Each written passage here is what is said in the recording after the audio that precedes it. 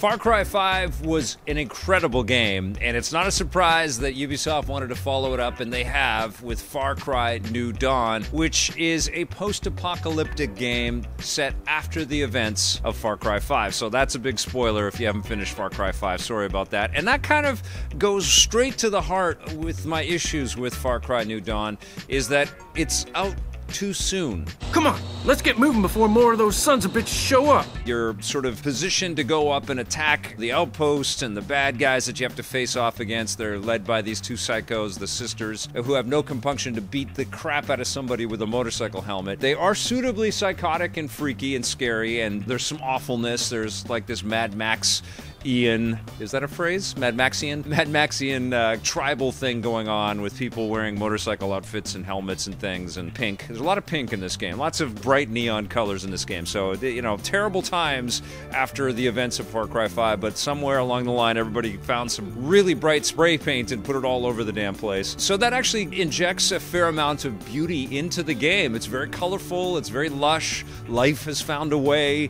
and there's lots of animals and critters to go and hunt down and get their fur, and you can use that for the economies in the game. You can trade it for other equipment that then you can use to craft new weapons with. Even though you're sort of cobbling together your weaponry in a lot of ways, it's all like busted guns, and I like the saw blade weapon that you get, which is, it's kind of like the glaive from Krull, you know? It's a super weird reference there, but it slices and dices and takes care of bad guys really well.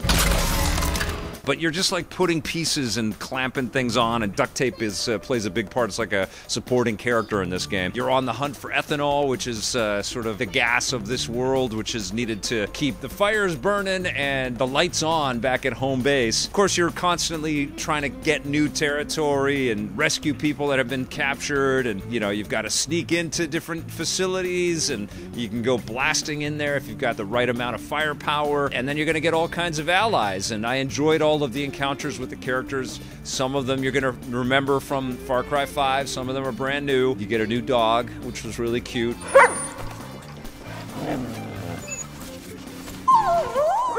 But, you know, overall, I felt like this was kind of retreading things, and there was this element of nostalgia, like, remember this part in Far Cry 5? It's like, of course I would just put that game down. The game's huge. I've been ticking off objectives ever since Far Cry 5 came out. Of course I remember that.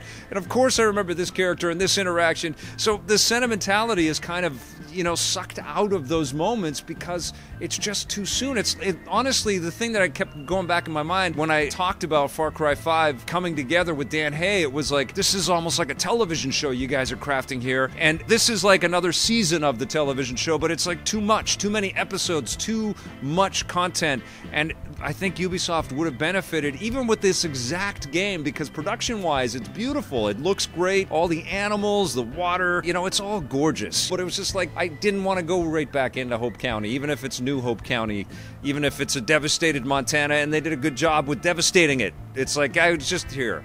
That's what I felt like when I was just here, and it's like, okay, you know, and it sucks because there's been an awful lot of work that's been put into this thing, and I can understand you sell X millions of your original title and people want more, so here you go. And they already did some pretty cool DLC for Far Cry 5, and this feels like a beefier version of that. It's not a full price game. It's $50 in Canada, $40 in the States, which is not an insubstantial amount of money, and you do get quite a bit of content in here, but it's not the full meal Far Cry experience by any means. Good luck, Cap. So I'm kind of mixed. Like, I dig the work, I dig the idea, but I feel like it's just too soon in my life, and I just couldn't really get super fired up when I played it. I liked it, but I didn't love it, and it also feels like it's kind of sort of playing the tune, you know, the Far Cry tune. We know this tune off by heart by now, you know? And it's almost like everything since Voss has been in the shadow of Voss a little bit. Although Far Cry 5 was really special. If you haven't played Far Cry 5, go get that game. Just wait for New Dawn. Play Far Cry 5, beat the crap out of that game. It's worth every cent and every minute you put into it. And then wait. Surprise yourself with New Dawn in a year and say, oh my god, this was such a cool game. Why isn't anybody talking about this? You know, it's one of those kinds of experiences. I'm going to give Far Cry New Dawn a 7 out of 10.